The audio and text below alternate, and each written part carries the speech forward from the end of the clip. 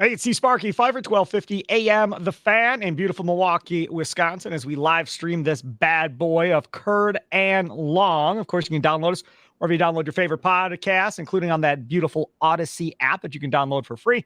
And of course, you can always watch some of these episodes on the Odyssey Sports YouTube page, where we are also streaming right now as well. Ryan Horvat, that is him right there. You can follow him on Twitter at Ryan Horvat. BetMGM tonight, weeknights. While you're watching your favorite games, find out all the inside tips on what you should be betting during the game, the whole deal. Him, Trista Crick, and Nick Ashu, part of the BetQL network. And, of course, BetMGM, baby. Get on board with them. All right, Ryan Horvat. Lots to get to. The Packers make their first-round selection in Iowa's Lukas Van Ness. I will tell you that when it was at 13, or was it at 11? 11 or 12, I think, before that pick, I said, well, this looks like it's going to be Nolan Smith. That's where I thought this was going at that point, and obviously it didn't go that way. And then Nolan Smith fell all the way to, I believe it was 30 to Philadelphia at the end of the first round. So clearly the Packers weren't the only team that were scared off by Nolan Smith's size. I'm assuming that's the reason he fell, and ended up going down to Philadelphia. But the receivers were all still there, and it was a while before JSN or the receivers went later in the draft. Mayer still hasn't been drafted out of Notre Dame. We thought he was a first-round tight end, and he's still there. Buffalo ended up with Kincaid, which is a great deal for the Buffalo Bills, but he wasn't anywhere near where the Packers picked either. So all these guys we talked about being possibilities for the Packers at 15, and then they move up and get 13 because of the Rodgers trade, none of them were even close to where the Packers picked. Yeah, man. The beginning of the draft kind of went down the way that I thought it was going to originally, right? Where we had Bryce go number 1 overall, and then CJ goes number 2. Thank God, made a bunch of money off of that. Will Anderson ends up going number 3, which he should have. He was the best defensive player in this draft. Texas moving back up for him, though. I don't think there weren't a lot of people talking about that going into the draft. Right, which Jeremiah actually had, I believe, in his final mock draft, but I didn't see anybody else have them doing that. A lot of people, I saw people that were ripping the move on social media, like you can't be giving up future first-round picks because you're in rebuild mode and this team has too many needs. But, if those are the two guys that they want and you get your pass rusher and your quarterback in the same draft for your new head coach, I'm fine with that. Plus, Ryan's actually has some time to build something there. Like, unlike Lovie Smith, and all those lame duck coaches like David Culley, he's got 6 years, at least 6 years on that deal. So I kind of like what they did. Love what the Eagles did. That's scary. That defense got even scarier. I like Nolan Smith a lot. Originally, so it isn't that I hated the pick because, JSN isn't going to be, I don't think he's going to be like Justin Jefferson or, Devontae Adams. I don't think he's ever going to be a top 5 receiver in this league. I know some people do. So I was fine with that. Plus, I kind of like the receivers that the Packers do have. I think there'll be good value here in the later rounds. Selfishly, I wanted Michael Mayer, but he hasn't even went yet, so you could still get him in the second round. So I'm not going to complain. We don't know. Where's he going to drop? But I was just kind of shocked, and I was a little upset because I did bet them to draft JSN or a tight end. But at the end of the day, man, I just feel like Van Ness is going to be a little bit of a project. I know Goot says he's going to play outside linebacker. He expects him to play day one. You do have Rashawn Gary coming off an injury. I just, you see his player comp from Matt Miller as Preston Smith. This is a first-round pick. I know some people had him number 10 on their big board. I just, I don't know. I don't know how I feel about it. I'm fine. You can never have enough pass rushers. I want more pass rushers. But we'll see. He wasn't on my list, but I don't hate it. I don't love it. Is that fair? That's absolutely fair. I think I'm in the same boat. I don't hate it. I don't love it. I'm fine with it, and I get it. And I was on the Odyssey Draft Sports Show last night on YouTube while you were doing your show. And I was on with Brian Baldinger and Jason LaConfora. They were the hosts of the show last night after they made that pick. And Maggie Loney was on there with me with her podcast as well. We're the two little Packer experts on their show. And Baldinger was not happy that they made that pick, saying, how don't you get maybe the best offensive tackle on the board at that point to help protect Jordan Love? Why don't you get another pass catcher, wide receiver, tight end? And my point was, well, wait a second. I understand what you're saying. However, let's look at what we got here. Preston Smith, next year or the year after, is going to be gone. I'm guessing it'll be 2 years. But eventually Preston Smith's going to be gone. Rashawn Gary probably doesn't play till what, November, December? If we're saying an ACL is a year, he got hurt in the beginning of November, probably didn't have the surgery till late November, early December. So he's not going to be back in time for the start of the regular season, I don't think. Now, again, he's a beast, I'm sure. I'm sure he's rehabbing it like nobody rehabs anything like AP did, Adrian Peterson, when he was rehabbing. So maybe he'll be back much sooner. But realistically, you probably aren't going to have him. So this dude's going to have to play. Him and Ngabare are going to get forced out there, and they're going to have to play. I wouldn't be surprised if they take another edge rusher before this whole thing is said and done to try and help that room. Now, he also gives you the ability to play that 3 technique and put his hand in the dirt as well in different situations. When you have Gary and Preston Smith already out there, Goody kind of brought up the whole Zadarius Smith thing and kind of compared him to Zadarius Smith in a way. Yeah. The one thing about Lukas Van Ness is he's all power, right? You see him. Ben Fennell had some great videos on him during the season that people were going back and pulling from his Twitter account from like September and August that they were retweeting. The one play, he literally took Paris Johnson and drove him back like 5 yards and put him on his butt. Another play, he destroyed Skrovanski at Northwestern, just absolutely blew him up. So you can see that dude's powerful, right? His nickname's Hercules or whatever. So he's definitely powerful. But what he doesn't have, it doesn't appear, are really any other pass rush moves per se. So that's going to be, coaching him up and getting him ready. And remember, Rashawn Gary that first year and didn't do squat. But you saw a flash here, you saw a flash there. He's going to have to play sooner because they don't have 2 outstanding guys necessarily ready to go right away because of Rashawn Gary's injury. So he's going to have to play. But I like the versatility he gives you. I get down with that. Goody talking about fitting the culture of what they're trying to build in the Packer locker room, wants somebody that's going to work hard. And Goody's point is right, Ryan. And I can get down with this of you might be the most talented guy in the world, but if you're not willing to work, you're not going to realize your potential. And that's a big deal, it appears, for the Green Bay Packers, finding guys that, love football and want to get the most out of their ability. Yeah. I think that there's a couple different things that he has to work on, like a lot of pass rushers do when they come into the league. But, kind of like Rashawn Gary, though, and I know that people are talking about, like, I jokingly said this on social media to Bart that he never started a game at Iowa. But he didn't. Right. That's how they roll, though. But he did have 14 sacks those last 2 years. But what I like about him, so 50% of his snaps when he was there came off the edge. But then he played 39% of his snaps as a defensive tackle. Like you said, he's all power, man. Yep. So kind of like Rashawn Gary, they used him different ways. When he was at Michigan, they did the same thing with him when he was at Iowa. So, he's powerful, man. He was a hell of a college player. He was a beast. You look at his athletic numbers, him and Rashawn Gary are almost identical. Like 40 times, cone drills, like all that stuff. They're almost identical. So if you love Rashawn Gary and you love what he brings, again, they're going to have to coach up Van Ness a little bit, I think, with some pass rush moves, but They're pretty much identical. And think about it. If you've got 2 stud pass rushers for the next 5 to 10 years on that defense, even with Joe Barry as a coach, you should be able to be better. Yeah, the more I think about it, I don't hate it, man, because this is what I wanted too. I said I didn't want a wide receiver. Then I talked myself into one of the tight ends. The thing about the tight end, though, it's just way too early to take a tight end. And that's almost kind of what sucked about where they were positioned, because maybe they do take Kincaid or Michael Mayer. Kincaid even had the Green Bay Packer hat. So they had interest there. But at the end of the day, you just can't take a tight end that soon. I even ripped Atlanta for taking Kyle Pitts that soon. And then they took a running back yesterday at 8. So, because like I said, man, like even if Jordan Love's good, I don't know if this is a playoff team or a 9-win team, even because of the defense. That's not me ripping Jordan Love or the offense, because I like Christian Watson, and I think that they'll have a solid run game with Aaron Jones and A.J. Dillon, obviously, if they stay healthy. But the defense was dead last against the run. They got to fix some things up. And, and the other thing is, like, you need guys that could get after the quarterback, because you have to look at some of the teams that you're going to be facing. We don't know what the quarterback situation is going to look like in Minnesota after this year with Kirk Cousins, right? But Justin Fields now in Chicago, you're going to need some pass rushers to get after him. Not that Jared Goff has a whole lot of speed, but Detroit's building something, so I don't hate it.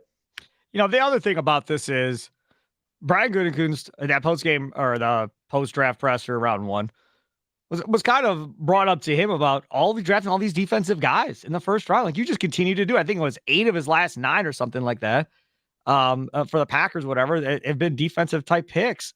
And he continues to talk about, listen, when I draft for long term. I don't really draft for now. Now, in this case, he's going to have an immediate impact now because of that position or whatever, but it's more long term. Would that to me screams is, so you don't care about the offense long term? Like, that's not a thing for you long term? You think you're at a position with Jordan Love that he's good enough to make these other guys better? Look at the New York Jets. Look at the New York Jets. They needed offensive linemen. They got burned because the Steelers moved up. So then they don't get the offensive lineman, right? And then you hear the Jets say, well, we got Aaron Rodgers. We plan on playing with the lead. We got to be able to get after the quarterback. So Rodgers, who wasn't happy with them not drafting offense early here, goes there, and they go defense too, because, again, you have a Hall of Fame quarterback. You're expecting to score points. So you put all your assets into the defensive side of the football. No different than what Green Bay's been doing. That was a brutal pick for the Jets, though. They should have taken an offensive lineman. That O-line sucks. He played at Waukesha North. Yeah. Will McDonald the fourth. Waukesha North, right here, backyard. Waukesha North, not a great high school football program, but got it done. Went to Iowa State and ends up middle of the first round, man. That's crazy. I didn't love the pick, but that defense is so good, man. So it's like, okay, you got another pass rusher, You got more guys to rotate in. But I thought that they should have went offensive line. Maybe they will here later on. But, yeah, I mean, just everything kind of went the way that I saw it going down until a little bit later on in the draft. And then, Detroit had a terrible draft. Well, let's get to winners and losers here of round one. Let's start with the Lions. Okay. So the Jahmyr Gibbs pick.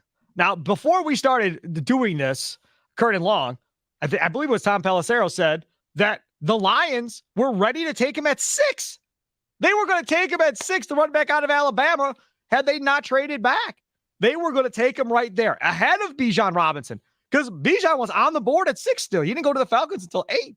So they were going to take him in front of Bijan Robinson, like you said, with Pitts. And they don't care about what you're supposed to do. They're simply looking to take the most explosive player they can find. Pitts was the most explosive player in that draft. I think going in, everybody thought was the freakiest of athletes. And I think in this deal here, obviously the Lions must feel that he is the freakiest of athletes in this draft. And then you hear Holmes talking about, we don't really look at him as a running back per se. Okay. Yeah. Oh, okay. So you look at him as a wide receiver then? Because that's what we're talking about here then. Well, with Gibbs, he was Alabama's best receiver actually last year, probably. So he's just kind of a weapon. You could use him a bunch of different ways. But, man, I mean, if you were going to take him at 6, that means that you were going to take him over Bijan. Correct. That's insanity. I mean, I know listen here. Wayne Larrivee was on the flagship last night, him and Baby Tosh. And I'm listening to these guys. And Larrivee said one of the Packer coaches told him, this was leading up to the draft. Draft hadn't started yet. Larrivee said that one of the Packer coaches told him that Gibbs would be a better fit for the Packers than Bijan was, which tells me that more than likely they also had him in front of Bijan on their big board. So the Lions weren't the only team. I like Gibbs, but no, Bijan's the better player. Oh, absolutely. Yeah. I agree. You have to take Bijan if they're both available. But that room, the draft room for the Lions went crazy for that pick too. So they really like him. A lot of testosterone in that room. A lot of testosterone. Yeah. They're really out on Swift, it looks like, man. Because you got offers, apparently, according to what I saw earlier. Yeah, they have David Montgomery too. From the Jets. Yeah, I thought that they were big losers in this draft because if it was 1993, that'd be a big win. But I mean, you drafted a running back and a linebacker, Jack Campbell, and they needed a defensive back. So I thought that they screwed that whole thing up, to be honest with you. Did not like the draft for the Lions at all. So I'm going to call them losers in the division. I think that they're big losers. We're going to find out because Gibbs is going to have a relatively main focus of that offense for this to be worth it at the end of the day. And obviously they realize Jared Goff isn't carrying the offense. So who's the most explosive player on that offense right now? Prior to making that pick, who's the most explosive player on the Lions offense? Brown. Who? For the Lions? On that offense, who was the most explosive player? I'll say St. Brown. He's awesome. The receiver. Is that good enough? I mean, I don't know if that's good enough. I mean, that's I don't know. Well, I like St. Brown. I don't know if it's good enough. Back too. Yes, and we haven't seen a lot of him because obviously he was coming off injury last year and played the second half of the year, and then got involved in a gambling thing.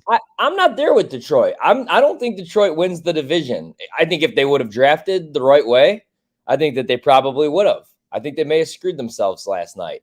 I don't think Minnesota is going to win the division either. They're terrible defensively. I think the Bears are going to win the NFC North next year. Really? That's my hot take. I do, yeah. I don't know how. The defense not very good. The Lions taking a tight end today would make sense.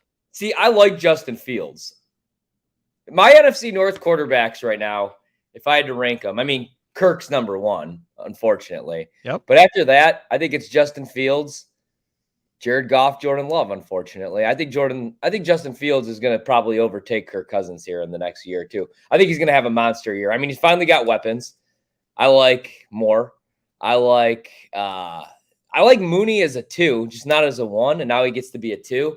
And then Claypool is definitely not a 1 in this league, but he's a hell of a 3. They still have Cole Kmet. I thought that they did what they should have done last night. They took an offensive lineman. We'll see what they do the rest of the draft. They've spent money. They got more money to spend. Yeah, I'd probably take a flyer on the Bears to win the NFC North or the Packers. I'm not betting the Lions and I'm not betting the Vikings. It would be one of those two teams. Everybody's down on Green Bay. I don't think they're going to be the worst team in the league like a lot of these guys continue to say, like Adam Shine. You know what I mean? I don't think they're going to be that bad. I think they're a 7-8 win team. And I think that's fine, man, because Jordan Love has never started a full season in the NFL. And our best player on defense, we don't know when the hell he's coming back. And there's a lot of just question marks. I think the way to look at the Packers this season is they could be an 11-win team or they could be a 4-win team. Because the question marks are, what's David Bakhtiari going to look like this year? Is he going to be able to complete a full 4 quarters? Elton Jenkins probably going to have a bounce back year. But, is there going to be a year 2 leap for Christian Watson and Romeo Doubs? Because sometimes guys have monster rookie years, don't put in the work, and then don't, duplicate that success. And, is Jordan Love going to be any good? And then you look at the defensive side of the ball. When's Rashawn Gary coming back? Is Eric Stokes, who had a great rookie year, terrible second year before getting hurt, is he going to bounce back? Who the hell are the safeties? Are these young kids going to get any better? The rookies from last year. How much is Van Ness going to play? Preston Smith's another year older. I just think there's a lot of question marks. For all these teams, though, I get why the Lions are the favorites, but last night's a great example of why they should not be respected as much as they are right now. And especially Dan Campbell, man, because those were Dan Campbell picks, too. You don't know those were Dan Campbell picks. You got a lot of dudes. John Dorsey's there, formerly with the Packers, the Seahawks, and the Browns. He was sitting right there at that second table. Holmes is there, obviously. He was with the Rams. I mean, there's a lot of dudes that have a lot of NFL experience that were making that pick. I don't know if those were Dan Campbell picks one way or the other. Maybe. I mean, could be. We'll have to wait and see. All right, who else did you not like outside of the Lions on the draft? I'm assuming you didn't like the Falcons with Bijan, or you did? I mean, I'm fine with it. I mean, I don't know who their quarterback's going to be because I don't know that Desmond Ritter's any good. You know what I'm fine with it? Why I'm fine with it, I should say, is because I mean, you want to start building something there, but how good do you want to be? Because Caleb Williams is going to be there next year at number 1 overall, and now you have Kyle Pitts. You have Drake London, who was really good the first half of last season. I don't think he dropped the ball until like week 9. And now you have Tyler Algier. You have Bijan. I mean, think of that run game, man. Patterson's still there, even though he's 45 years old. Somehow he gets better every year. The defense still isn't very good. I think they need some pass rushers. When I did my mock draft, I actually had them taking Van Ness. I thought that would have been the perfect pick for them. So I think that's what they need to work on is that defense. So you think they should have taken Carter? Yeah. My 16-year-old was furious because he's a Falcons fan. So he wanted Carter. They come up, they're on the board. He's like, Carter, really? Carter. That's surprising though as a kid, because if I'm like young Horvat, like up until like 17, 18 years old, I want the flashy running back. But that just shows how smart he is and how smart anybody that's watched Carter play is, because I think he's going to be the best player in this draft. I think it goes Will Anderson, Jalen Carter. I don't worry about the workout, man, because there's some guys that just don't get up until it's game day. You worry a little bit about the off the field stuff. Well, see, that's it though, right? So they said that there were 3 teams that didn't have him on their board. I don't have any inside information. If I had a guess, Atlanta didn't have him on their board because I'm sure they didn't want him playing locally where all his guys are and didn't want to take that chance of being surrounded by the same guys that he was involved in doing all this stuff. So I'm sure they were like, nope, not going to do it. Not happening. And then you read the report this morning. Terry Fontenot, the GM of the Falcons, said he woke up yesterday morning and said, I'm getting Bijan Robinson one way or the other. So he woke up and said, I'm getting my guy. That's how this is going. So he woke up bound and determined to go get his player. And hey, I get down with that. If you're convinced that guy's going to be a stud or, a Pro Bowler every year, you can say whatever you want about not drafting a running back in the top 10. But if this dude ends up being a Pro Bowler for the next 10 years, was it a bad pick? Is it still a bad pick because you didn't take him? I mean, I don't know. I think it's a good pick if he ends up being that type of player. Yeah, man. Like if Gibbs and Bijan end up being 1,000-yard rushers for the next 6-7 years as running backs in this league, and they play until they're 28, 29 years old, 30 years old, it is like, yeah, I think those picks are just fine because let's be honest, man. Atlanta's not winning anything this year. They're building for the future. Yes. I see people torching the Texans. That's why I guess that makes sense. Okay, you don't want to give up future first-round picks, but I don't know, man. Like if Will Anderson is what he thinks he is for the next 8-9 years, just a consistent pro, 10 sacks every year. And I love CJ Stroud. You know that. I'm so happy for him because just, all right, the test taking or the test, that scares the hell out of you, the 18%. But, I mean, the film speaks for itself. We all watched that game against Georgia. He was awesome. And he was awesome his entire career there. So I'm going to label them as winners. Can we talk about another loser? How about my guy, Will Levis? How about my guy, Will Levis? I feel bad calling him a loser. Hey, here's what's happening. I told you not to buy that Will Levis hype, though. I told you he was no good. Didn't want him. I wanted nothing to do with them. Wanted to avoid him at all costs in Indy. And when they came up, I was like, oh, my God, this is going to happen. Oh, my God, this is going to happen. And then they took Richardson, and I said, thank God. I did say, though, because I was mad that you guys were doing a show while I was doing my show. I said, me and my buddy Sparky, we do the Curd and Long podcast. He's a Colts fan. The one guy he does not want in this draft is Will Levis. So you know who I want the Colts to take? Will Levis. Will Levis. I wanted that to happen because I am so sick of these 6'5", 6'6" muscle men every year that could throw 70-yard, 80-yard darts, sitting on their ass, smoking cigarettes at the 50-yard line. That doesn't mean anything to me, man. Like, and I'm not saying Will Levis can't be a good pro. I'm just saying that I don't see it. Dude, I'm sick of all the Josh Allen comparisons with this dude.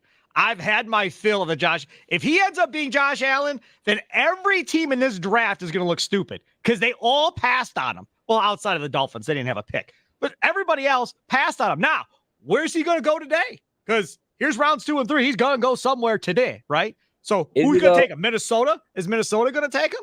Washington? Are they going to put him up against Howell? There's not a lot of teams that are probably going to look at him. Raiders? Well, I don't think Washington will do that. I think Washington brought in Jacoby Brissett to be the veteran behind Sam Howell. And I really like Sam Howell, but the same thing, man. He's really small. You know what I mean? And he played in that North Carolina offense that made Trubisky look good. So we'll wait and see on him. I think that the Vikings would be a good fit because the Vikings are really only on the hook for Kirk, I believe, one more year. They owe him like $50 million this year. Not getting out of that. But Kirk's getting older. He's won one playoff game. Are you really going to – and the year after that, you'd really have to pay Kirk Cousins. What about the Raiders with Jimmy G? That's the other thing. Jimmy G, he's not going to be there for 3-4 years. So I could see that happening. So I think it's either the Raiders. I think it's one of those teams. I thought maybe Tennessee. But maybe Tennessee waits and takes Hendon Hooker. That, to me, makes a lot of sense. Is Will Levis even going to go before Hendon Hooker, who's not even at this draft? Will Levis said a couple weeks ago they did this interview. Here's why I feel bad, man. I'm not a Will Levis guy, but nobody deserves this. Even if he has a beautiful girlfriend and all these beautiful women surrounding him, nobody deserves to sit in that room, that green room like that. Well, he's not the only one. There's several guys in that green room that haven't been picked yet. I feel like it's different for the quarterbacks, though. Like, we're not even showing Joey Porter Jr. He's No, going to you're go not. somewhere. He's going to be an awesome player, and we're going to be like, oh, good corners and pass rushers and linemen go in the second, third, fourth round every year. Good quarterbacks, though, and that's this league now. Here's the thing. I don't know that he does go today because he has to go today. There's right, second and third round. How does he not go today? But usually the quarterbacks that don't go in the first round now go to the third round. And look at this board. Look at these guys. Michael Mayer's still there. Darnell Washington is still there. There's a lot of guys. All these defensive players. Yep. Joey Porter Jr., who knows? Maybe he ends up being the best DB in this draft. Who the hell really knows? So I just don't know that Levis goes, because does he even go before Hendon Hooker? I'm not going to lie. I like Jake Haener more than I like Will Levis. I'll put that on this podcast right now. You've been a Jake Haener fan the whole offseason. If given opportunity, I think Jake Haener could have a better career than Will Levis. Will Levis is that guy, man, where he could have a couple nice years. He's not going to slide. You know, he thinks he's a fullback out there. I don't want to continue to slander the kid. He's sitting at that. We're not slandering the kid. We're just talking about the fact he's still there. But a couple of weeks ago, they did an interview with him, and he was like, you know, if I'm not going in the first 10, 15 picks, I'm not going to the draft. I want to watch from home because that would be torture. And now his worst nightmare. Now, do you believe, though, that it's because of the injury, because that's what's scaring these teams off, that forced them to miss 2 games? Or do you think that they don't like the dude? They don't want to deal with him. They don't want to deal with him, period. It's his personality, whatever you want to call it. Like, everything you read. And I told you months ago when I heard this crap about him, like, I don't want to deal with this dude in the Colts locker room. I want nothing to do with them. And that's why him and Kirk Cousins in the same quarterback room, oh, please, let there be a fly on the wall. I would love to hear that. Those conversations going back and forth. Now, I'm telling you, it's killing him. I don't think it's physical ability. I don't think it's anything else. I think he just rubbed a bunch of people the wrong way through this process, and that's how he fell down the board. I just look at him, and he just, to me, man, not to be lazy here, but he just doesn't look like a dude. Even these dumb faces in the war room. Remember when Rodgers was in the green room and they were showing him? He was just like pissed and moving around. You knew, though. Like, you could tell. Even like when Tom Brady finally got his shot, you could just like tell. Joe Burrow, you know, last night, Bryce Young, even CJ Stroud. Levis to me just kind of looks like somebody, I don't know what it is. But if I was a general manager, I would just take a look at him and I'd be like, no. Well, I mean, you would take a look at Lukas Van Ness and go, yes? Bakhtiari. Maybe. Bakhtiari was on Aaron. You got to be a badass to wear that shirt. Yeah, Bakhtiari was on Aaron Nagler's Cheesehead podcast that he does last night after the draft. It was like 25 minutes long. I watched it this morning. And he asked him about what he thinks of Lukas Van Ness. He said, he looks like a Barbie Ken doll to me. And I started laughing. I'm like, that is funny. Because again, it was that dude and then like his sisters or whoever all those blonde girls were. And then the brunette girlfriend or whatever. And then did you see the video circulating around Twitter about that? Did you hear about the video? With the dad? There's a video circulating around some person watching on TV. Oh, his buddy?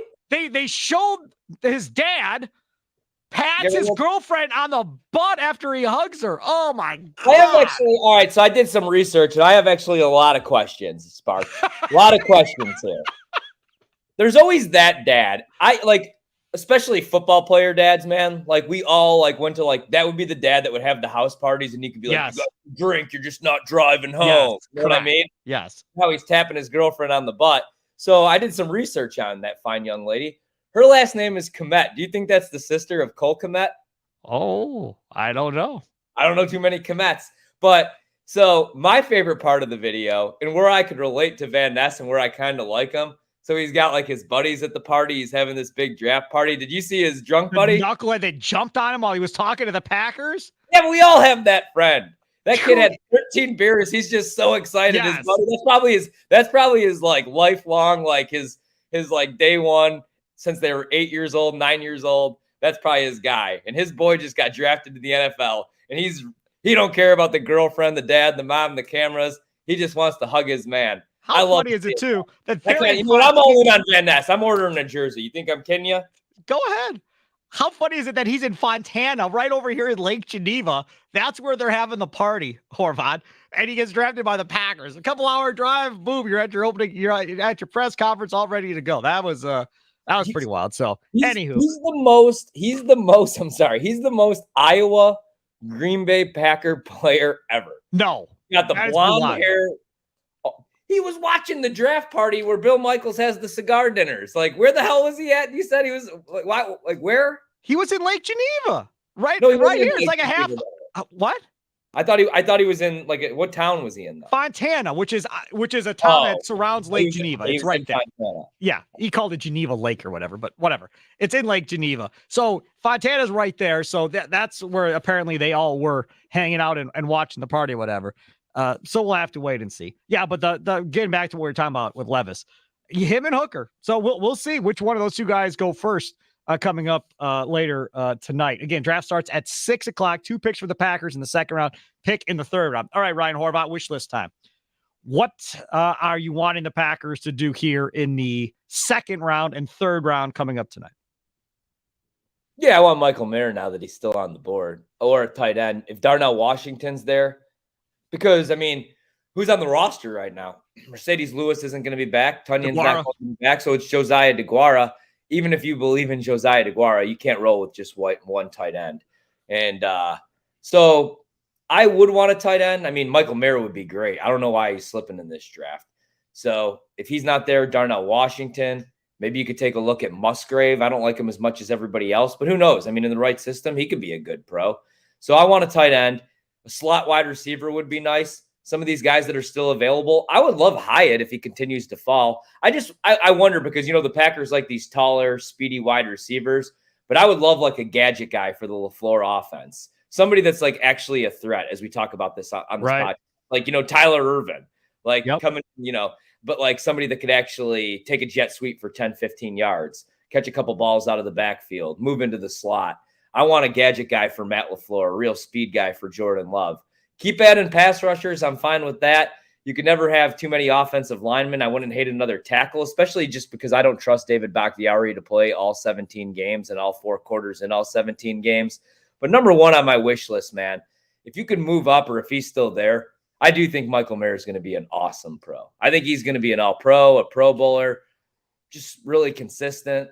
And really good. Do you think maybe the Notre Dame tight end thing is scaring some teams off? Like Tyler Eifert didn't really live up to the hype. Cole Kmet isn't really what we wanted him to be. I mean, I hadn't really thought about it. I think what's killing him is he's not exceptionally fast, right? So he's so big and he's good at getting open, but he's not really the fastest guy in the whole wide world. So maybe that's working against him a little bit. I don't know. I didn't think about the Notre Dame tight end thing as far as them not really working out recently, but I think that's a good point. Well, I mean, it's just like, and it's becoming tight end U, so get used to it.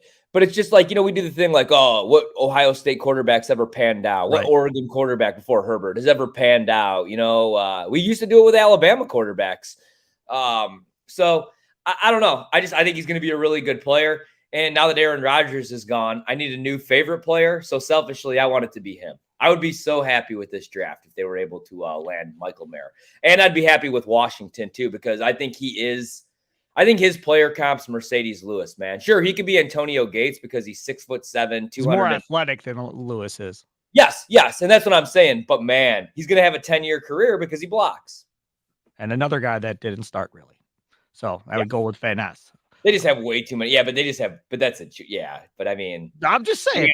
Bowers is out there doing everything, man. Right. All right. So let's look at it from this perspective. This is what I'm going to say. I would like 2 pass catchers. Okay. Now that means it's 2 tight ends. Cool. And that means it's a tight end and a wide receiver.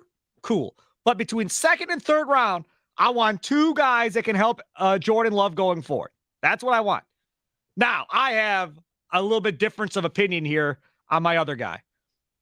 If it gets to their first pick, which is 42, I believe, right from the Jets. If Branch from Alabama is there, I want Branch from Alabama. I want him right there. I want the safety. He can play corner. He can play safety. I know he's not fast. I know. But the kid missed like 2 tackles his whole college career, guys. They don't have anybody else. They've got Ford and Savage. That's it. They got nothing else. You have to get a safety. Now, that safety from Texas A&M, people say he'll be there in the third round. So maybe they'll take him in the third round. All I'm saying is if Branch falls and you're at 42 and he's there, and you still have 3 tight ends on the board, handful of wide receivers that you can get with your other pick in the second round, I'd take Branch at 42, come back, get my tight end, and then wait on a wide receiver to the third round if that's something you want to do. The other thing I'm seeing in these mock drafts, because these websites all have mock drafts up now of what they think the second and third round is going to look like.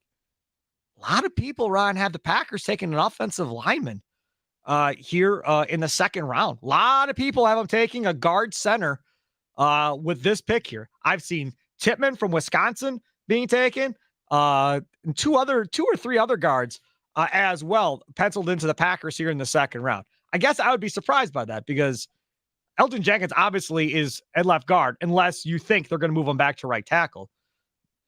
I can't imagine they're ready to give up on Myers. I know he didn't play as well last year, but going into year 3, you're just going to ditch Myers and put Tippmann in there at center. I don't know. And again, I'm a Badger guy. I'm all about drafting Badgers. I'm fine with that. But I guess I would be a little bit surprised if they went with an interior offensive lineman in the second round today.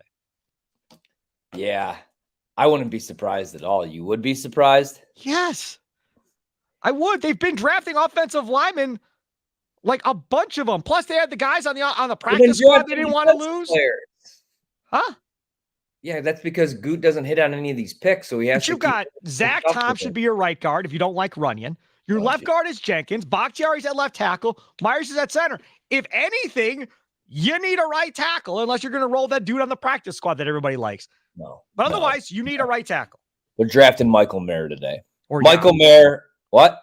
I said, or Yash, if you like Yash at right tackle. Hey, I'm looking at it right now, okay? Who screws this day up for me and we don't get Michael Mayer? Here's the teams that pick before the Packers. The Steelers, do they need a tight end? No. The Cardinals? No. The Lions? No, but do your Colts need a tight end? They've got 3 tight ends that are all trying to be good.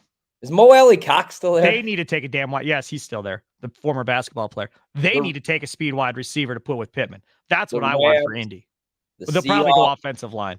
The Raiders, the Panthers. Oh, man, the Saints are going to ruin this for us, aren't they? We're not going to get Michael Mayer. No, I want to pass. Chance had him last night and they didn't take him. I want a pass catcher. I like the receivers. I think you're going to get a good receiver if you want in the 4th or 5th round. Because, I mean, you have, like, you know what I mean? Like, how many targets is this kid going to get anyway? Like, if you draft JSN, is he getting more targets than Christian Watson? No, but he could get more targets than Romeo Doubs. I don't know, though. Romeo Doubs was really good those first couple weeks of the season. And then that was an Aaron Rodgers thing. Rodgers and, like, Dobbsy. Rodgers broke that poor kid. Let's be honest. These guys love Jordan Love. And they're all going to grow together. I think you got to have you need a tight end, though. And it can't just be DeGuara. Because the other thing is DeGuara going to be healthy? I wouldn't be shocked. You're right, though, man. They might go offensive linemen. What if Joey Porter fell? I don't think they would take him. Holy crap. Do you? At 42? Let me tell you something. If Joey Porter is there at 42, I'm calling Rajul Douglas. You're going to safety. What do you mean? Watch the draft. Click. We'll take Joey Porter. I mean, that's it. Done. Because you don't know about Soak's health. Like, why wouldn't you take him if he's there at 42? I'd do it. They got 42 and 45, we have to remember, too. Maybe you can convince Joe Barry to play a little bit more press then. Because that's what Porter specializes in. Maybe. All right. So let me redo my wish list for today. Now you've set it off. I want Porter Jr. and I want Michael Mayer. That'd be awesome. I'd be excited if we got both of those too. I'll come home for every Packer game if that happens. Yeah. He paused and have to sell his tickets to me. Yeah, that's what I did really quick. My wife was not happy. Jets season ticket package. Split 4 games with my buddy out in New York that's a Jets fan. So how far of a drive is that for you? 2 hours and 15 minutes only. Oh, that's not horrible. $1,400 is all I spent. How are the tickets? Are you like way up in those blades? Oh, no. Really good seats. I just got lucky that this guy that I'm buddies with is loaded. He's got like a crazy job where I don't want to say what he does, but he's like in and out of the United States a lot. Yeah. So he can't go to all the games. So he's like, and I want season tickets. I've been waiting for this my entire life. So got in on it, man. I'm pretty excited about it. My wife was like, you're going to spend all that money to go to Jets games? How many tickets did you get? 4. Oh, so the family can go then. Yeah. So, one of them. One of them? I'll have to choose between my wife and my son. I'll have to break a stick and You said throw you've it. got 4 tickets. You've only got 3, unless you're having another baby that I don't know about. You got 3 people. Well, no. So I'll have a one, and then with his and his other one, like he's got another buddy that's in on it too, and that's how it was only $1,400. So I'll always have a +1 to go with me if I want, but I'll be with 2 other people. Okay, now I understand what you're saying. Okay. He's been going to games for years, like the Mark Sanchez era, the Chad Pennington era. He's seen it all there. So we'll see. I'm gonna go watch Rodgers though in New York. Good luck with that. I'm just so glad this whole thing is over with him. All right, my friend. We will talk to you again next week. Curd and Long on Monday. We'll recap the entire draft, see what the Packers do in the second and third rounds, and looking forward to that one. Have a good one, y'all. Toodles.